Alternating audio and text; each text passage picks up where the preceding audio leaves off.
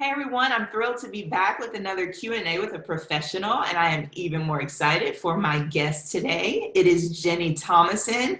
Jenni is currently the dance captain for Todrick Hall, and if you don't know, we will definitely get into it. So I just want to first off just say, hey Jenni, and thank you so much for joining me today. I know you're a very busy woman, and I appreciate it very much. I'm so beyond excited to be here. I cannot possibly tell you. I'm sure maybe we'll touch on that too, but Shuri and I got to work together at Walt Disney World dancing in Beauty and the Beast years ago, very recently because we're both very young. But but this is honestly incredible. I think what you're doing here is so amazing. Thank you so much for that. And it's just bringing it full circle, and the whole nine is amazing. Following you and your journey. Again, we'll get into it. I try not to have too much like great friend time, but I'm very proud of you. I will start off by saying that, and I just want everyone to know also, like, because we're going to unload everything that you do. You're one of the most humble and just genuine people I think I've ever met and that I have in my life. So I appreciate that about you, and I respect it about you, and I'm excited to kind of dive into all this goodness that is Jenni. So, yay. Jenni, how did you discover dance? Yeah, so had an interesting journey. My mom used to be a ballerina in a small town in Texas, and she was beautiful. She actually had just incredible training, and so I grew up, as long as I can remember, playing in her costumes and looking at old pictures of her. She quit dance right, I guess, before she had me, but dance has just literally always been, it was something I was always exposed to. And so she put me in classes whenever I was 3 or 4. So I guess kind of the typical for a lot of us girl dancers, started out young and it's done it ever since. Did you feel like it was forced on you, or was it something that you genuinely kind of gravitated towards yourself? I definitely genuinely gravitated towards it on my own. There's like videos, I think maybe even before I was put in classes, where you just kind of like, just was dancing all the time, ridiculous. So I didn't feel forced at all. I think if anything, the challenges came from things I look back on now. I was just a sensitive little kid, and I think that I idolized the fact that my mom was a dancer from as soon as I could, open my eyes. And the hard part was coming out of dance class wanting to be told, like, you're the best, like whatever. And instead, since my mom was a dancer, being like, make sure you're really lifting your elbows. Which looking back on, I'm like, hey, that was like free notes. I should have been so thankful. But I think as a kid, it made me I remember just being so nervous whenever she would watch class, or feeling like I wasn't gonna live up to her. But it definitely was never a forced situation. In fact, I'll say that I think because she cut her career short to have a family and everything, it ended up making her so supportive of my career, and she's been a great support ever since because she can relate, and that's been really nice. I think that is a beautiful experience to have, to share, and that you continue to have now, just a lasting sort of situation. So there's a special bond there, I'm sure. Yeah. That's really cool. Yeah. So this next question may take us 30 minutes because Jenni is so incredible. Give us an overview of your journey. So however much or however little you'd like to share with us, kind of just give us the lowdown. Okay.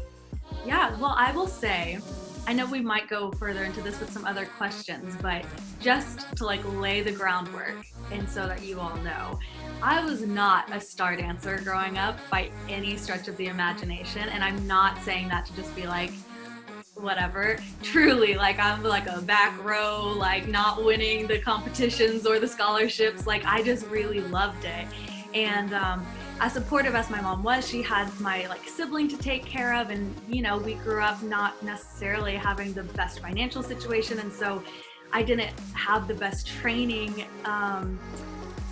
And so I think that kind of set me up in a way that I never expected to get to do anything professionally. In fact, I once had a dance teacher in high school tell me oh, you're good enough to maybe be a B-rate dancer. Maybe you can do some community, whatever. You'll never do this, whatever. So I I like went into my career with zero expectations and just always wanting to work really hard because I loved it so much.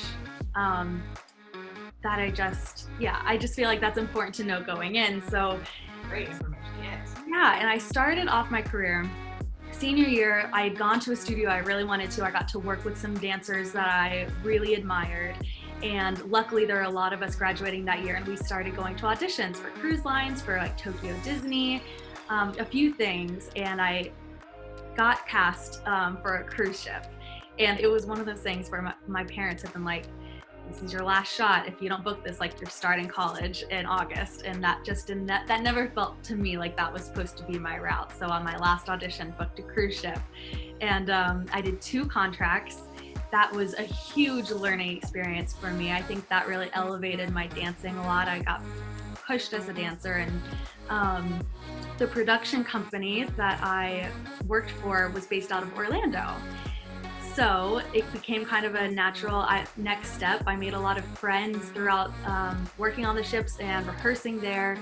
I was able to see how much work existed in Orlando, and there really is a ton. So with my best friend that I had done my ship with, we decided to move to Orlando afterwards and got a little apartment. Didn't have jobs yet. I legitimately, I'll try to make this. No, give us the beats. I was determined to work for Disney and had kind of heard I wanted to work in the equity shows. And if you're not familiar, there's the equity department and the character department. Both have incredible dancing opportunities. But I really had it set in my mind that I wanted to get my equity card so that it could, perhaps help me in New York down the road. And was told, you got to just keep auditioning for equity because it's really hard if you commit to the character department to then get out of it and be given the equity opportunities. So I'll never forget my first audition. I got cut. I was like, it's okay. Left. The director pulled me back in to try to be like, would you be willing to go on Disney Cruise Line as a replacement Cinderella or something like that? And at the time I was like, I just moved here. I just got off ships. Like I really want to try to give it another shot here. And he's like, okay. So in my head, I'm thinking, well, at least I know if worse comes to worse, I could be a Disney princess, which definitely doesn't sound so bad when you're 20 years old, It doesn't sound so bad anytime. So I was like, well, cool. I've got a fallback plan. Moved to Orlando officially, went to another audition, got cut from equity again. So I thought, all right, I'll go to the character audition. Did not get pulled to be a princess. In fact, I think, I did do the character audition, didn't get pulled to do a princess or to be a face character. At the same time, there was an audition for Busch Gardens, which was an hour away. And I ended up getting offers on the same day to either be a full-time fur character at Disney World or to dance in a show at Busch Gardens, which was out an hour away. And I also at the time was doing a parade at Universal one day a week for minimum wage. So it just was a really crazy rebuilding process. And I ended up deciding to work at Busch Gardens. I took that job. And meanwhile, the production company I did my cruise ships for, I was able to gig for, which was a really great chance that continued pushing my training and giving me a lot more professional experience. But the Busch Gardens situation, when I look back on my career, really was a turning point because I loved working there. I still have friends that work there. I'm always defending theme park dancing because I'm it's a great gig. It's really amazing. And you're getting to touch so many people and perform for so many people and have a level of consistency that is really rare for entertainment in general. So just to put that out there. But on the flip side of that coin, I will say this show was in a cafeteria. So there's people eating and you know how it can get. You're doing this performance, living your life, and then you slip on a turkey leg and you're is this what I want to be doing? And it's hard days, hard work, not always the easiest conditions. And I remember that's whenever So You Think You Could Dance was kind of new. And I I remember watching that show and thinking like, gosh, I'd love to dance like that or have opportunities like that. And then going out to do my show for the 5th time of the day and finding myself get kind of lazy or get kind of like not necessarily giving it my all, and having that moment of what makes me think, if I can't do it here now, how would I be able to do it in front of millions of people on camera? Like, do this performance in this cafeteria right now as if I'm on the So You Think You Can Dance stage. And it really was a mindset kind of turning point that I'll never forget. And I got better from it. I really, really did. Because it's hard work to do the repetitive shows and keep the passion in it and keep your performance at a level that you can be proud of every single time. So I think I grew a lot from that. I kept auditioning for Disney. Finally got my my spot at Beauty and the Beast, which we did together, of course. And that was just it felt like another stepping stone. Every single thing I did felt like it was taking me a little bit further. And Beauty and the Beast, the show at Disney, has been around for a really long time. There's been some incredibly talented people that have worked there. And there was just a level of expectation placed upon all of us there that, once again, I think since I grew up not really being pushed as a dancer, it was another opportunity that made me feel like I needed to rise to the occasion to prove that I deserved the opportunity. And from that, I felt like I grew so much as well. And it was about a year into working at Disney, maybe not even, that a friend of mine, Kristen Anthony, shout out if she sees this, a friend of ours, she wanted to audition for the Rockettes. And I had never honestly even let that thought cross my mind. But I was like, sure. I was just in that mode, which I think as dancers is such a good place to be in, where you just say yes to everything. Regardless of I think when we get caught up on what we think we're supposed to do or what we can or can't do, that can be such a barricade. And I was definitely in a good place at that point of saying yes to everything. Yes. Yeah, so we went to Chicago and auditioned, and I kind of took it as just an experiment to be like, I wonder, like, I'll just give it a go.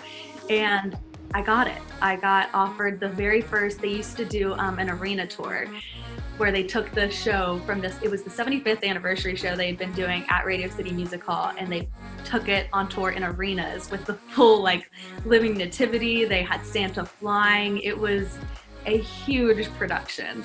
And I got to my first year, I was 21 years old, and I got to go on the first arena tour with the Rockettes, and it was another life-changing moment, absolutely. And the crazy thing is that then, well, looking back on it, talk about working with some just like next level talent.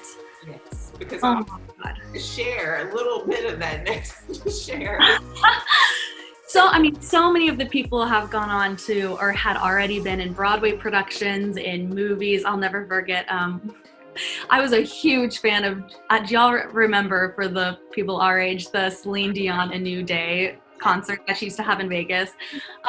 One of our friends, Fred, who I'm still friends with, but he was on that tour. He was in that, and I just remember watching him dance every day and being like, I cannot believe I'm in the same show as this Celine Dion dancer.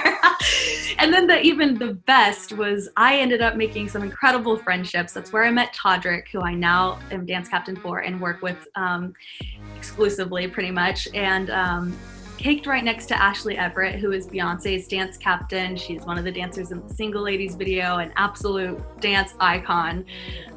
We caked next to each other. To my right was Kelty Knight, who is now a correspondent on Entertainment Tonight.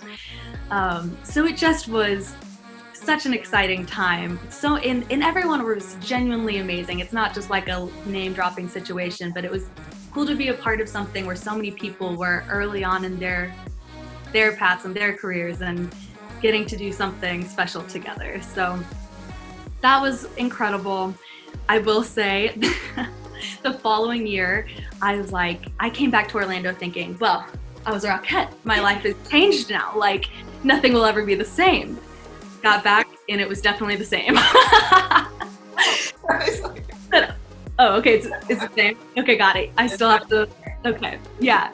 And I think that was a good lesson to learn, though, that you got to keep hustling. Nothing's ever handed to you. And I actually did not get rehired that following year for Rockettes. At the time, devastated. Thought my world was over. I think it was like everything had felt like a stair step at that point, and that was the first time that I was like, but and it ended up once again being a blessing looking back on it, because that was the year I didn't tour with the Rockettes. I got promoted to be a swing at Beauty and the Beast, where an equity swing, I got to learn every female part in the show. And that was an amazing opportunity, and really got to kind of grow into more of just taking on more responsibility. And it was another facet to kind of grow my brain in my career at Disney. And so many great other opportunities came up. The other cool thing about Orlando was that there's always things coming in and out. So that Christmas, I ended up getting to dance with the Jonas Brothers for the Disney Parade filming, and just a couple other, always things going on that I was able to continue pushing and growing. And and then it was the following year, as we continue on this very long-winded story, which I'm about to wrap up. You're dropping gems. I just think it's interesting because it's not a typical route, I don't necessarily think. But visiting World of Harry Potter at Universal, which I was a huge Harry Potter fan, so I was like, I have to be a part of this. Did that, got to be a part of the opening crew, so we were on like the Ellen Show and then like the Today Show, and performed for the cast of Harry Potter, and just all these incredible opportunities that I, to this day look back on and like, was that real life? It was so cool to me. And sure enough, the next year I got hired to do the Radio City tour again. So that was a really nice kind of like proving to myself that it wasn't a fluke, that I got to do it one year. I got to come back, prove myself, do it again. It's the hardest job in the world, I'm convinced. You literally have to take ice baths after every show, or you can't walk. Mentally, it's just truly, I have so much respect. I know some girls that have done it for over 10 years. And I have mad respect for it, because I'm forever thankful for my time as a Rockette, and I feel so privileged to be a part of that legacy. But to do it for a lifetime was not for me. Yes, yeah, it's a lot, really crazy, but made me better in a million different ways, truly, and like shaped who I am as a dancer. And so coming off of that, I had like another year-ish in Orlando where I kept, at that point, I think I worked for every theme park, done every production company out there. The big thing that was the next pivot in life was it was talk of the town. They were shooting Rock of Ages, the movie, in Miami, and Mia Michaels was holding auditions, and a bunch of us piled in the car, drove overnight, called into work, and auditioned for the movie. And to this day, I cannot wrap my head around it still that I got cast, and ended up getting to shoot the Rock of Ages movie in Miami, working with Mia Michaels. Adam Shankman was the director. It was such like a beyond dream bucket list thing to get to dance in a movie musical. And once again, talk about elevating, getting to work with incredible talent. I got to work with Anne Fletcher, who's a huge director. She's great friends with Adam Shankman, and I was a protesting mom with Catherine Zeta-Jones. That was the scene that I did. And Denise Faye, who is just absolutely phenomenal, incredible. Her resume goes on forever, but most recently she's been the resident choreographer for Cher, and is in the Chicago movie with Catherine, one of the Some Men Just Can't Hold Their Arsenic in Cell Block Tango. She's everything. So long story short, at the end of getting to shoot that movie, I was kind of coming up on this little quarter life crisis moment where I really felt like I wanted to keep pushing myself, and I felt like I didn't see a lot more growth for me to make in Orlando. And it was a hard call because I have friends that have made beautiful lives there, and it's truly a gift as a dancer to be able to have that kind of stability. And it's hard to walk away from, but I had that itch, and that I have to know I won't be okay unless I make the leap and see what else there is. So I moved with a friend to LA with honestly like no plan, no idea what I was doing. I had spent very little time out here and I just felt it, so I did it. And looking back, it doesn't seem necessarily like I handled things in the most wise ways, but I don't regret it for a second because it got me where I am now. Yeah, but so came out to LA, rough transition. At that time, Todrick was still one of the only people I knew out here, and he had done a lot. After we did Radio City together, he had gone on American Idol and gotten quite a bit of, press around that, and started his own YouTube channel, which was also gaining attention constantly pretty much. And but it was very grassroots, like extreme. We're still kind of grassroots, but it was a very, very grassroots at the time. And so I was working with him when I could, but we were just, it wasn't exactly like paying the bills or anything. So I told myself I didn't want to work at theme parks anymore. After working for a month as a hostess at a restaurant, I said, maybe I'll go to that audition for Universal up the road because I lived literally down the road from Universal Studios. And I ended up working there and I loved it. It was a whole different experience in itself, and it kind of gave me some solid footing in a community on the West Coast for the first time. So was doing that, still doing stuff with Todrick. Eventually, we got to pitch to have a show for Todrick to have his own show on MTV. So I ended up leaving Universal to go full-time Team Toddy.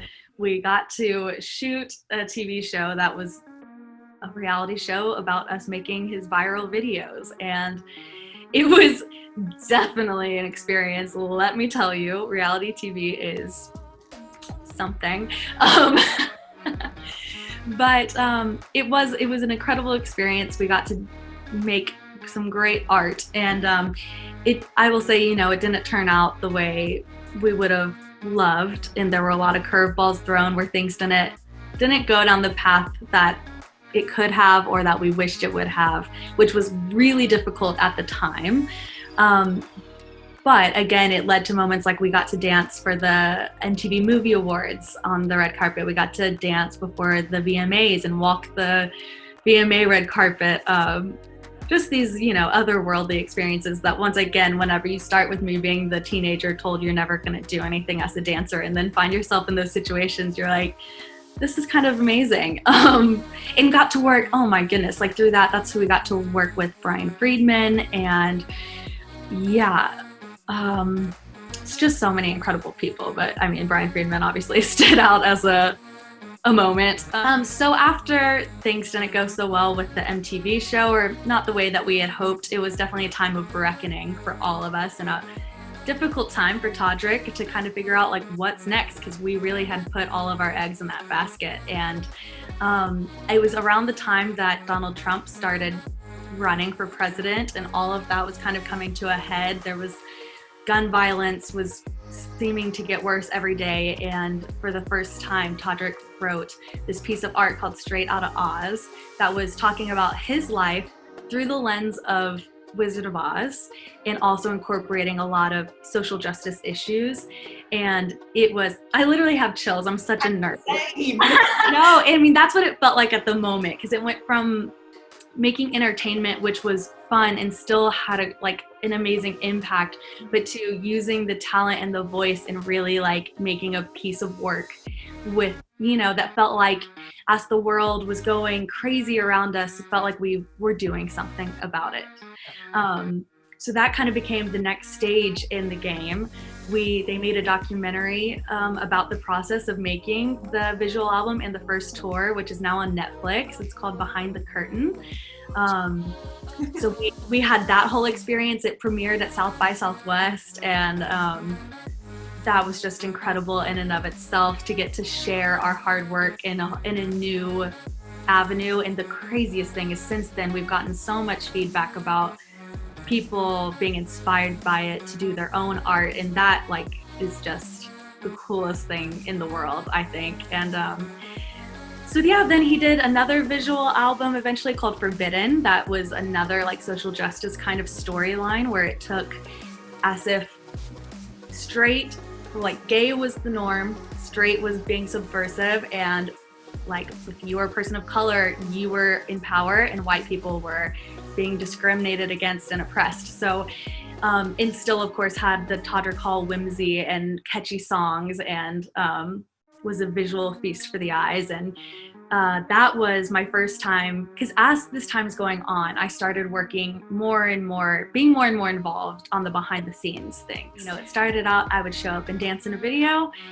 That evolved into me coming and just lending a hand to helping out. And then by Forbidden, I was like in charge of casting and in charge of, you know, things I never thought I would be. I really surprised myself with what I was capable of doing, and also didn't know the human body could go that long without eating, drinking, sleeping, or using the restroom. It was a giant push. It really was so crazy. But yeah, definitely took on more and more responsibility, and became dance captain eventually. So did all these tours until present day. Last year, we did a video called Nails, Hair, Hips, Heels, which ended up going pretty viral, the most viral of anything he had done for sure. And was a pride, even last year and this year, honestly, was like pretty much the pride anthem, I'd say. And just like really kind of changed things into yet another ball game for us, and got to make new albums, and we're just working with that all the time. I've gotten to go with him to assist on RuPaul's Drag Race for multiple seasons and perform on it. We've been on there's all kinds of, there's honestly just been so many cool opportunities that have come from that in TV and theater, and it's just been an amazing journey getting to support him and see him elevate himself, and getting to be a part of that through YouTube videos, through like kind of entering into these new frontiers, and honestly doing kind of a little bit of everything to make the final product happen. And I think that's pretty much it. I feel like we could just go now. Like, she just gave me, I want that for starters, I already want a part 2, because there's so much meat in what you shared. Again, like I said, you just dropped so many gems that I feel like it's important for not just young dancers, but for any dancer to hear. We definitely in our careers go through ebb and flow. And there are, static moments and moments of like, oh my gosh, I'm doing so much. Like, how do I, how is it humanly possible that I, keep up with everything that I have going on? But it's the learning of the lessons throughout it. And, like I led in with it, how humble you are, I think is also as like how aware you are, even if those are things that continue to grow and build for you along the way. It takes like a very sharp person and a certain level of self-awareness to say, okay, I'm at a freeze right now, but let's be real. Like, where do I actually really want to go? What do I actually really want to do? How do I take this leap? Even though, like you said, if in hindsight, you're like, I may have done a couple of things a little different, but how else, sometimes do we learn and grow to have, these incredible experiences and opportunities to share? I'm going to watch, clearly I have to, edit, but I'm going to go back and watch this again myself.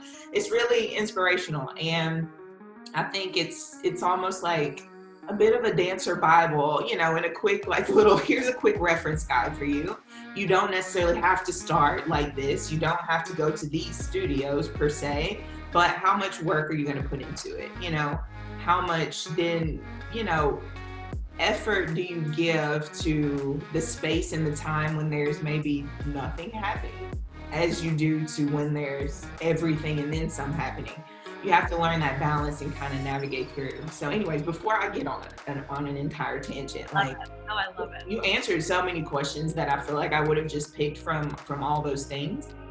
And I think one of the most important things that I know I share with dancers or with, people who ask me for advice or my students is relationship as well. Like, you mentioned so many people that you've come in contact with who do, their, stage film, television, producing, choreographers, everyone and everything in between. But just knowing that in the times, I guess, you feel like you are in the moment, what advice would you give to dancers and people about how to present themselves, or how to journey through those processes, knowing that you're in front of or amongst people who hold space in the dance world that is just, Yeah, absolutely. And I think you're so just bang on, and it just means, speaks to you so much that is like the first major thing that you talk about, because it's everything. It's literally more than talent, more than anything, how you relate to people and work with people. I think people don't take enough time to really focus on that part of it, or realize that the person you are and the way that you interact with people is going to be the thing that makes the difference, like 1,000%. Yeah, so I think it has truly, all along the way, I worked hard, and I'm not trying to sell myself short. And it also isn't about it. Like, what is the word? Todrick used to, we toured for a while doing college tours, doing like motivational speaking. And he would say networking naturally was a key to success. And it's just important to know it's easy to get people on your nerves. This is a hard job. It will try you. You don't have to like be best friends with everyone, but you're kidding. You want to be like, you know what? I'm never going to see them again. Whatever. You will see them again. You absolutely will. And they might be the one auditioning you. And like, that's something I've seen a ton as well, is that if you ever are in the position of power, be careful, because the person that's under you will be over you in a different scenario. And that's how the nature of the business. So making sure that every time you relate to someone, it is truly with respect and being genuine. Like, this is our lives. It consumes so much of it. You might as well find the ways to like love through it, because they will become your family. Genuinely, it really made such a big difference. Even whenever I was working on on Rock of Ages, Denise Faye, who was one of the dancers with us, I ended up going to an audition in Vegas once that she was casting and choreographing, and it was one of the coolest jobs I've ever done of my life. Birthday party for a win. Hugh Jackman was performing at it. It just was truly incredible. But being able to walk into that room and know that we had a good relationship while we were working together, which also, does not mean sucking up to someone, bothering them, pestering them, but just showing up on time. Okay, segue. The thing I've learned the most too from being on the other side of things now, more with Todrick. Holy cow, the things that really will leave an impression relationally it is such a respect thing to be on time. And in the dance world, especially in the commercial dance world, it gets very easy breezy, acceptable to be, it's just 5 minutes or it's just 10 minutes. Time is so valuable, and if you are there to work for someone, you have no idea what else they have on their day. And being on time, being early, it just speaks volumes of you. Being easygoing when it comes to costuming, like just these things of, making it work. Of course, taking pride in yourself, making sure, I'm not saying you should be walked on by any means. But these are the things that whenever I've worked with dancers and then we go, well, who do we want to use for this next gig? Honestly, the talent, of course, is there. The performance is there. But the deciding factor is, did they show up on time every day? Were they responsible? Did they, do their homework? And do they talk back? Do they take a note without giving 10 excuses? Can they just take the note? These things that are personality based and, behavior based will take you so much further than being able to do 10 pirouettes in an aerial and, whatever. And I will say that I think that the most successful people I've ever worked with have also been the kindest and the most humble and, are just easy to work with. Because it's just, at the end of the day, you think about it when you're young or starting out and you think it's all this unreachable, crazy situation.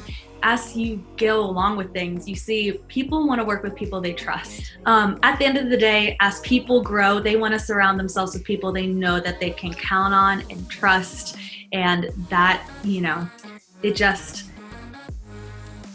I think that that's a huge part of the industry, that when you want to say, oh, it's all who you know, you can look at it that way. But also, I mean, and not to say that there's not some aspects of that are downsides and probably are exploiting the situation, but in a more simple form, it can come down to a director, a choreographer wanting to know that they can trust the people around them.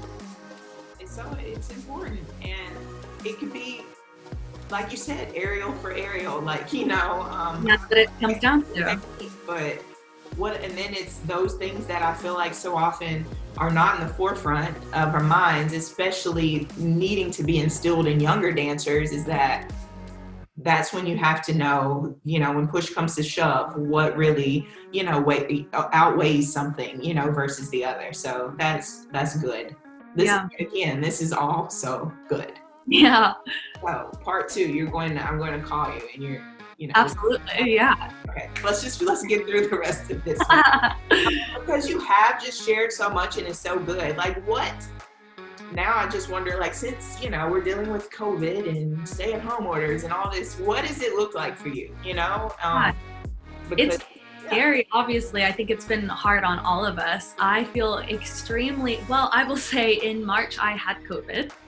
So right whenever it first was happening, and that was obviously terrible. I'm so lucky that I had like a mild to moderate version of it, but it still kept me in bed and just completely out for the count for about 6 or 7 weeks. So on the one hand, it was awful. On the other hand, it kind of made time go by faster. I had no sense of time during that.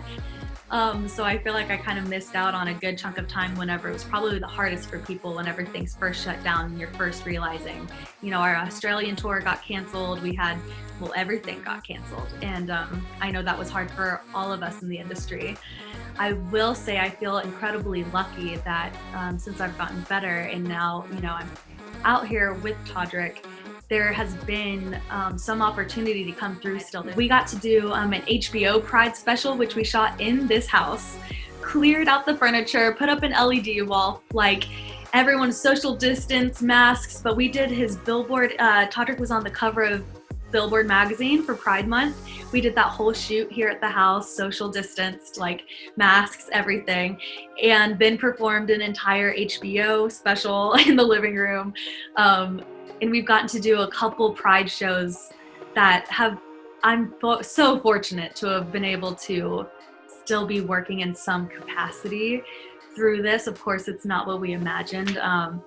And I'm also just incredibly thankful that Todrick is somebody who always has about 10 ideas floating around at any given time. So creatively, the ball has definitely still been rolling, even though it's so hard to have the future be unknown and have all of these things we were so looking forward to get pushed back.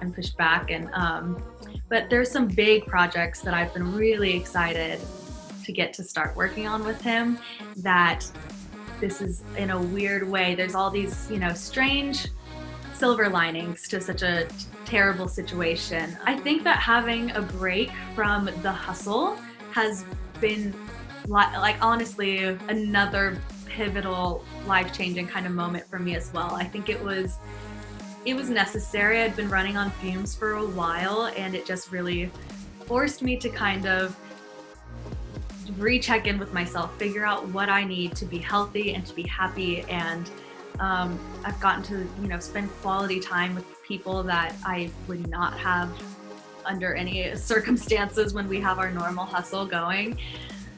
So it's been, of course, there's so many difficulties that come along with that, but it has been a moment to check in with myself, and I think put some focus on personal growth, whereas normally it's so just purely career focused. So I'm, it's hard, and I have the days where I just feel fully panicked, and then days where I can kind of take it a day at a time, which is a good thing to be practicing. It is, and I think it kind of, it made room for us all to do it, as much as, we know it's been both, tragic and just really eye-opening, I think, overall.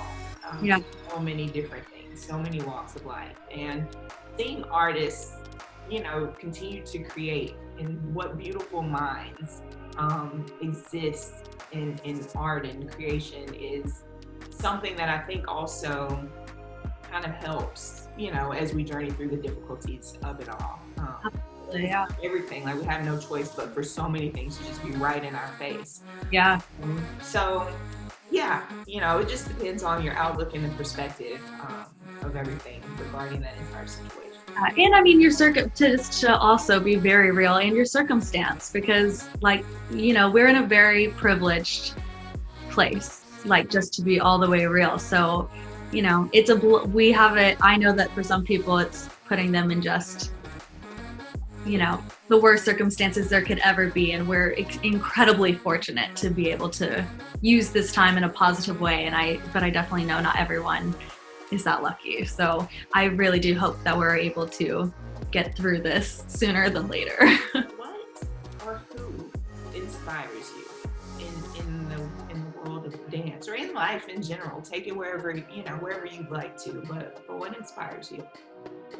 I think that is such, I feel like that should be an easy question, and I don't know why it's kind of difficult for me. I just think, first off, to be cornball of the century, I genuinely am incredibly, incredibly inspired by Todrick. It's a huge reason why I have committed the last, years of my life to wanting to be a part of his journey, is because I think he is a rare talent of our generation, and he has such a big heart. And I've gotten to see beyond just being talented and wanting to put out some cool work. When we go on tour, he does a meet and greet and talks to people for an hour or 2 hours every single night after every show. And I get to hear the stories that they, tell him. And now I'm lucky enough they tell me, and knowing the impact, being brave enough to put yourself out there in that way, which also comes with hate. It is a sacrifice, to put yourself out there in these ways, but to see it give a lot of people that otherwise felt like they had no one to relate to, or didn't see, the gay representation or the Black representation, or just somebody being unafraid to be completely themselves and to stand up for, what they believe. That has been incredibly inspiring to me, and something that's kind of the driving force behind continuing to push and never feeling like the work is never done. Getting to see that it has, or just the ability to be able to have an impact on people around the world, is just such an incredible thing to witness. I will say too, the other one is probably my best friend, which you are also friends with, Addison Brazil. We danced together at Beauty and the Beast back in the day, and he has just been through a lot of compounded tragedies and traumas. He lost his brother to a brain tumor when he was in college. He lost his father to suicide and found him in 2012. And then in 2018, he was in a car accident that they were in the back of an Uber, got hit by a drunk driver, and it killed one of his great friends, and he had to relearn to walk. He's doing great now, but going through a lot of those journeys with him has been, on a personal note, really in every facet of life, has been incredibly inspiring, because he is someone that finds the hope in everything. We always talk about our hope monsters, which is just that crazy little part of you that no matter how awful things are, just refuses to, to give in, and he has this incredible passion for life and sense of humor, and that genuinely has been a driving force in my life as well. Just to, if he had gotten, it was incredibly tragic what happened. It was a dancer as well that passed away in the car accident, and that was such an eye-opening moment, knowing that if he had gotten in the car on the other side, I would have lost him that night. And I think when, you go through things like that, it makes you approach every single day with a different kind of appreciation. And I think that, those are the things that kind of really inspire me. Yeah, and rightfully so, because I don't personally know Todrick, but just the fact that the one time I met, he came to visit. Do you remember? I don't know. Yeah. At the time, I'm like, I know him. How do I know him? I guess it was somewhere American Idolish. I had heard you, talk about him and everything, but just how real people are. Again, back to, just being yourself and how far that takes you and not putting on a mask, but, knowing that you have to grow in comfort and, again, awareness to truly be yourself. But he inspires me. Yeah. How he, his mother, I know, and I mean, you can speak to this, like, was always a fan for him, but always saying you still got to work hard. These are still the things that are necessary in order for you to reach whatever, goals that you have set for yourself. But knowing beyond that comes an insane amount of work ethic and just perseverance, which segueing to Addison, like,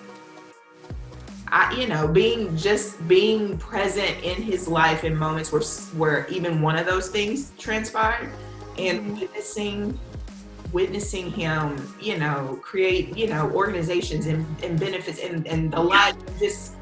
Yeah, I guess I should have mentioned that part too, is that not only did he thrive coming out of these situations, he also runs a charity to raise money for children's families with brain tumors, which is how his brother died. And he now is like the vice president of marketing for an app that is all about men's mental health.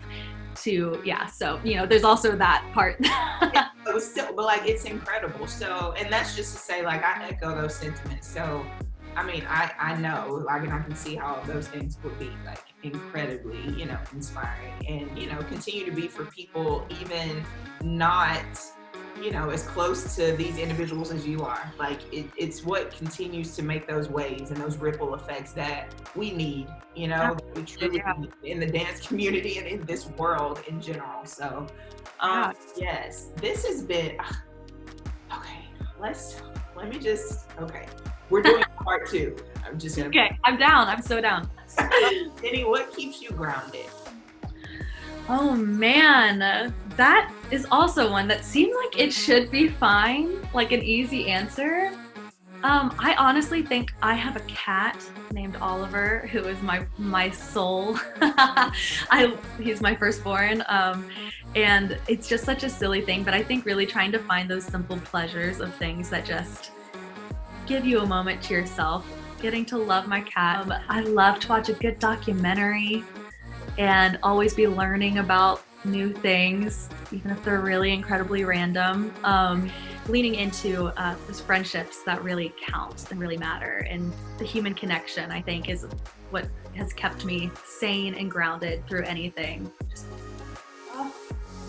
You are just, I don't know. I'll find a word and I'll like insert it somewhere in here. It's been great. And again, just being inside of it, sitting here with you or even knowing you, I mean, you continue to inspire, and I think it's important to hear stories like yours from top to bottom, like, and then for us to go back and then dissect every piece of what all that is. So I think it'll be great for people to see this, to watch it, to witness it, and for whenever we're able to revisit it, to then just pick up and then just dive right back in.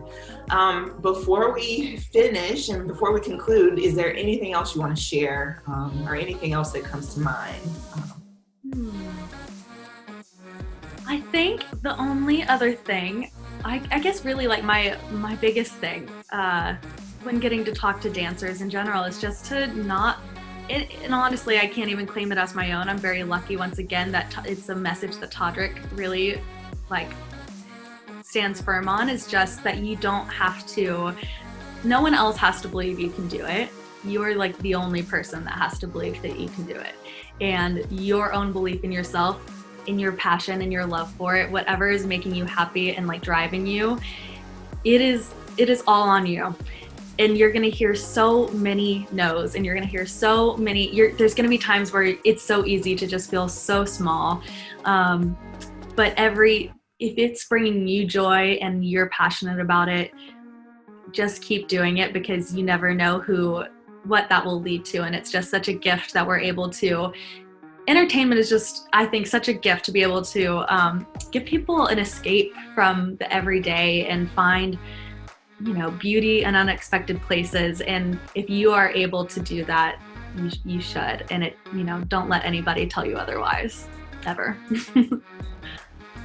My friend, my love, you are. Love you. Thank you. Thank you for everything that you shared, for being so open and honest and real with us. You didn't have to do this. And I mean, just for it, I'm forever grateful. And it was just as meaningful to me as I feel like, you know, whomever else it will be shared with. So I appreciate you. And I look forward to our second chat, like already. Yeah, I can't wait either. And you should, you're incredible. You're an inspiration to me because I feel like I am now entering into that point where, I mean, you were an inspiration to me dancing at Beauty and the Beast, because if y'all don't know, Sheree is truly one of the most beautiful dancers that you will ever see in your life. So you were definitely one of the people that getting to watch and dance next to you made me better 1,000%. I would kill to dance like you for a day. But the fact that you have now also gone on to have such a beautiful family and have such a well-rounded life while still being so talented is just, you know, that's a frontier I have not yet gotten to. But you inspire me, and I just want you to know that as well. I appreciate it. Thank you. So before I start crying, we're going to thank you, Jenni, so much. And I mean, everyone, this is a gift and a treat. Hopefully it triggers something within you to just take a moment and to reflect, and then to see how, you know, you can revisit things or implement things, whatever the case may be. But I want to leave information for you to follow Jenni and find her. And she's a busy lady. I mean, I'm sure she's also, again, like I said, very humble and very kind. But I'm sure if you have questions and you shoot them to Jenni, you know, Absolutely. she'll get to them eventually, I'm sure. Sure, I'll be ready for it. I'm excited. Yeah. So I appreciate you, and I'm looking forward to part 2. Thank you, everyone. We're signing off. Bye.